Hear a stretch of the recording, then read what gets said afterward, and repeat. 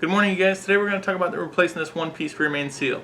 This is a newer big block Chevy, so it's got a one-piece as opposed to the old two-piece. The two-piece, you could take that back cap out and you could fish hook the top in and then put the bottom in with the pan and everything else. But since this is a one-piece design, the flex plate, the transmission all have to come off if you have to replace this. I'd already replaced it on this one, but after break-in, I'd noticed that it tilted in 1/4 inch, which tells me two things. Either I didn't seal it good around the edges, or I didn't put enough lube on the back of that crank. So it just tilted in slightly. Although it's not leaking, you just don't want to take a chance because it's so much work to replace it. We're going to go ahead and do that. Now, the method to doing it without taking everything apart, without taking that back cap off, is that we're gonna drill holes in it. So I'm gonna take a drill bit and I'm gonna tape it so it doesn't go in too far, and I'm gonna drill right through the metal. So if you look at the back of this, there's a little space in there, and it's this is those viton seal. So we're gonna drill right through that metal, and then we're gonna use a fish hook or whatever you want to use, and we're gonna just simply stick it in there and pry it off using the back of the block. We'll work it around on edges. I'll show you guys how to do that. But we'd already rebuilt this transmission. We used the Monster transmission kit. Not too excited. I wasn't too excited about it. The directions sucked. Parts took forever. Couldn't get it right the first time. It took me about 4 months to get all the parts for this transmission. Yeah, they made it right, but I wasn't trying to wait 4 months for the parts. So anyways, I'll show you guys on the back of this engine. We'll get into it.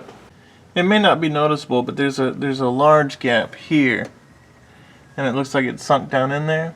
That might be from when I put this cap on. I'd put the seal on first, and as you can see, I sealed it in place. But it might be from when I put this cap on, it shifted over. But it's definitely cockeyed here, and although it's not leaking, we don't want to take that chance for it to leak later. It's a lot of work, and it's easy to do it now while we're replacing this flex plate. As you can see, we already taped this up. We only want it to go in just a little bit, just enough to get through that seal surface. And we want to drill in the middle of the seal.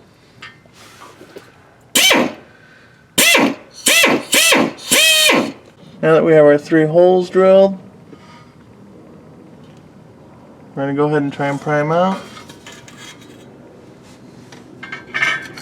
And again, we're going to take our little fish hook thing, stick it in the hole, and pry it a little piece at a time. Now that we have the rear main seal removed, we need to go ahead and clean this out. So we're going to have to scrape this out. I used the skinny flathead screwdriver, and I scraped out all that little bit of gasket left in here, and then I wiped it all clean and cleaned it with the lacquer thinner one more time.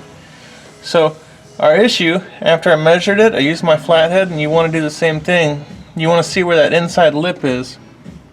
See that lip in there? You want to see how deep it is, so that way you know how far to set your seal on when we put it on. Ideally, what you'd like to have when we press this on is a PVC pipe that can wrap around this, and you can put a piece of board over that and hammer in the middle, so it kind of drives it on as a whole.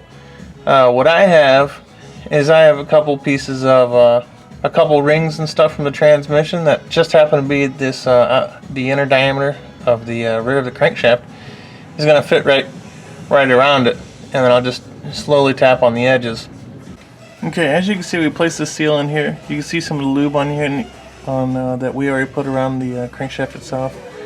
And to keep them cross-contaminating, we want to get this on here, and then here, while it's on here, right, that's when we'll put the RTV sealant around.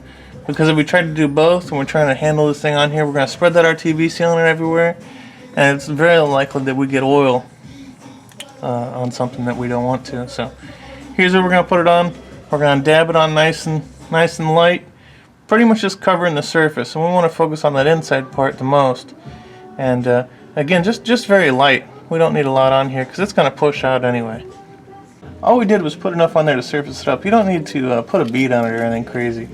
And I just used the rings from my transmission, the clutch, and that's how I made sure it was nice and flat. So I followed it around, just nice and slow. Just keep working it and make sure you're doing it evenly.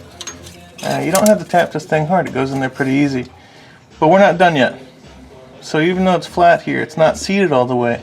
And you should have checked that again with that flathead to make sure that we hit it in far enough. So what we're going to have to do is, obviously we can't hit it in anymore. We're going to have to take something wide, and I'll look through my drawer and see what I can find. Even if I have to use a quarter-inch extension and work that around the back of it just to get it to seat. And again, we're just going to slowly tap it until it bottoms out. We want it to bottom out. So.